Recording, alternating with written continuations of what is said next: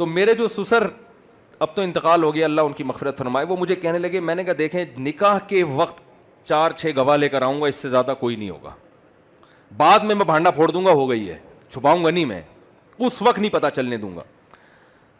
کہنے یار بیٹا یہ تو ہم کوئی گناہ تھوڑی کر رہے ہیں جو ہم چھپ کے کریں. میں نے کہا دیکھیں حضرت عمر سے پہلے جو چھپ کے نمازیں ہوتی تھیں تو کیا وہ گناہ کر رہے تھے؟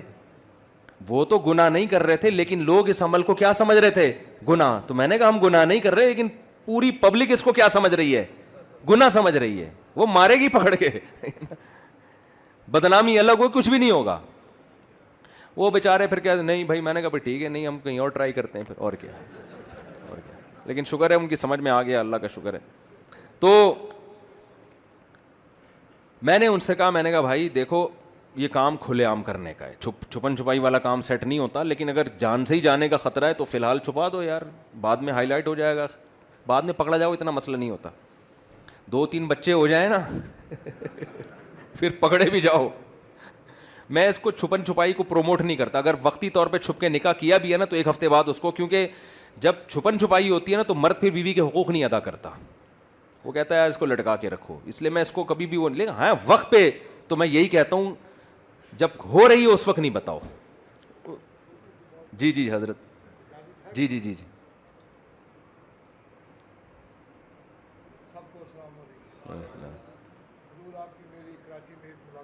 اچھا ماشاء اللہ, اچھا ماشاء اللہ, ماشاء اللہ ماشاء اللہ, زبردست جذبہ دیکھو. اچھا اچھا, ماشاء اللہ ماشاء اللہ, ماشاء اللہ, زبردست زبردست. یہ ڈنڈا آپ نے اسی وجہ سے رکھا ہوا ہے. کل کے لیے میں نے کبھی کچھ رکھا بھی نہیں, ماشاء اللہ, کوئی بینک بیلنس نہیں ہے, ہر دن میرا اللہ اچھا گزارتا ہے. ماشاء اللہ ماشاء ٹھیک ہے, سب سے چھوٹی بیگم حافظہ, ماشاء اللہ ماشاء اللہ, سے پوچھ کے میں نے اس مدرسے کا نام رکھا تھا مدرسہ فاطمہ الزہرا. ماشاء اللہ زبردست بھائی. اب جوانوں کو تھوڑی, 29 میرے بچے ہیں. وہ آپ کو تو مونچھیں ایسے تاؤ دینا چاہیے. وہ ایک آدمی ٹرین میں جا رہا تھا, اس نے سامنے والے سے پوچھا, اب دیکھیں 29 بچے ہیں ماشاء اللہ, تو بھائی حضرت کی حضرت کو ویڈیو میں, حضرت آپ کی عمر کتنی ہے؟ صرف 70 سال عمر ہے, ماشاء اللہ. اچھا, وہ ایک صاحب تھے, ان کی وائف کا انتقال ہو گیا, انہوں نے شادی کی تو ان کے بیٹے نے بھی پہلی کی موجودگی میں کر لی. تو باپ نے رکاوٹ ڈالی, یار تو کیوں کر رہا ہے؟ اس نے کہا ابا آپ نے بھی تو کی ہے. اس نے کہا وہ تو بیٹا میری تو گھر والی مر گئی, تیری ماں مر گئی اس لیے کی ہے. تو اس نے کہا ابا وہ میری والی نہیں مر رہی تو میرا کیا قصور ہے اس میں؟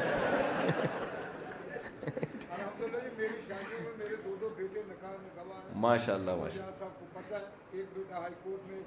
ماشاء اللہ, زبردست زبردست. جی اب تو آپ کے لیے تو یہ چٹکلا ہے بیوی مرنے والا, کہ بیوی کے مرنے کی کوئی امید کرنا کوئی شریف آدمی کا کام نہیں ہے, ٹھیک ہے نا, وفا کرتا ہے عزت دار آدمی.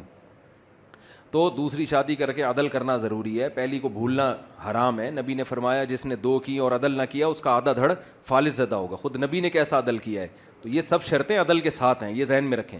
اچھا میں جلدی سے بات کو مکمل کرتا ہوں.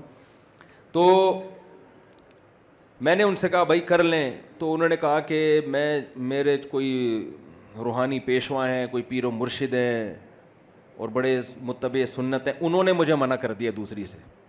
میں نے کہا یار مجھے ایک بات بتاؤ, تمہارے جو پیر صاحب ہیں جو بھی ہیں اچھے ہی ہوں گے, اگر ان کی بیٹی طلاق یافتہ ہوتی, اس کا ایک بچہ ہوتا اور اس کے لیے تمہارے جیسے جوان آدمی کا, مالدار آدمی کا رشتہ آتا, تو اگر نہ کرتے نا تو اپنی بیٹی کے ساتھ زیادتی کہ اس کو نکاح سے محروم کر رہے ہو, ہاں کرتے تو سوال پیدا ہوتا ہے اپنی بیٹیوں کے لیے اور دوسروں کی بیٹیوں کے لیے اصول الگ الگ کیوں ہیں.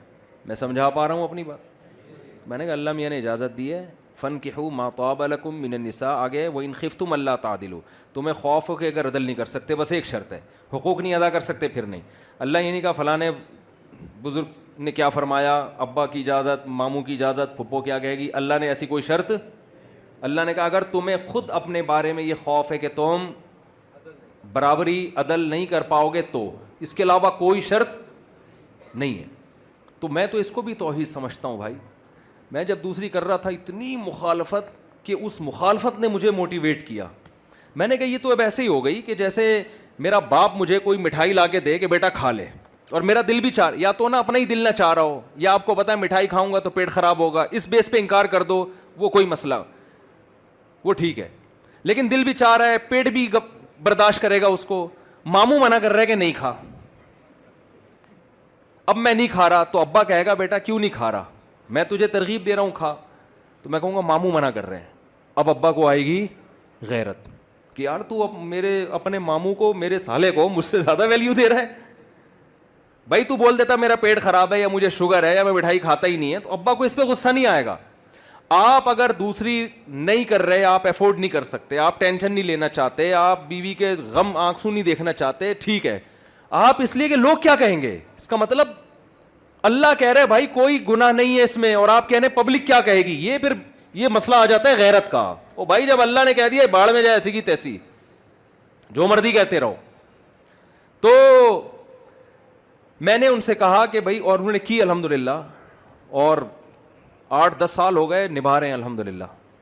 تو مجھے یہ بات بتاؤ, جب اتنی عورتیں بے نکاحی ہیں, تو میں ایک مثال دیتا ہوں کہ 4 آدمی جو تیراکی جانتے ہیں, جن کا کام ہے سمندر میں ڈوبتے ہوئے کو بچانا, وہ 4 کھڑے ہوئے ہیں اور اتفاق سے 4 آدمی ڈوب گئے, تو یہ چاروں میں سے ایک ایک کو ڈوبنے سے بچائیں گے نا, کیا خیال ہے؟ لیکن ڈوبنے والے 4 ہیں, اور جو 4 ہیں نا جو بچانے والے, ان میں 2 بھاگ گئے. تو اب یہ 2 کی ذمہ داری ڈبل ہوگی کہ نہیں ہوگی؟ یا یہ کہیں گے کہ ایک کو تو ہم نے بچا لیا, دوسرے کو مرنے تو وہ اس کی ذمہ داری تھی, میری ذمہ داری نہیں ہے. او بھائی اب آپ کی ذمہ داری ڈبل ہو گئی ہے. ہونا تو یہ چاہیے تھا قوم کے ہر مرد نکاح کرتا, ان عورتوں کو ٹھکانہ دیتا, لیکن ہر مرد قابل نہیں ہے, زندہ ہی نہیں ہے, مارکیٹ میں اتنے بندے ہیں ہی نہیں. تو جو ہیں, جن کو اللہ نے استطاعت دی ہے, ان کی ذمہ داری بولو زیادہ. میں نے اپنی کتاب جو لکھی ہے نا 4 شادی, اس میں ایک عرب عالم عبداللہ ابن عبد الرحمن, عبداللہ جبرین کے نام سے مشہور ہیں, بہت بڑے عالم تھے سعودی عرب کے, ان کا ایک فتویٰ نقل کیا ہے کہ جن علاقوں میں عورتوں کی کثرت ہے اور وہاں مرد ایک ایک بیوی پر اکتفا کیے ہوئے ہیں, جبکہ ان میں زیادہ نکاح کی استطاعت ہے, ان کے الفاظ ہیں اپنی کتاب میں نے نقل کیے کہ اگر اس کے باوجود وہ ایک نکاح کرتا ہے فنرا انہ آثم, ہم یہ سمجھتے ہیں کہ وہ گنہگار ہوگا. میں یہ فتویٰ نہیں دے رہا کہ آپ سب کبیرہ گناہ کے مرتکب ہیں, میں صرف ایک فتویٰ نقل کر رہا ہوں اور بتا رہا ہوں کہ اس کو آپ ہلکا نہ لیں. سمجھ میں آ رہی ہے بات؟ اس سے نسل بڑھے گی. عبداللہ ابن عمر رضی اللہ تعالیٰ عنہ کی زوجہ کا انتقال ہوا تو انہوں نے ارادہ کیا اب میں شادی نہیں کروں گا. وہ بڑے صوفی قسم کے تھے, عبادت گزار تھے.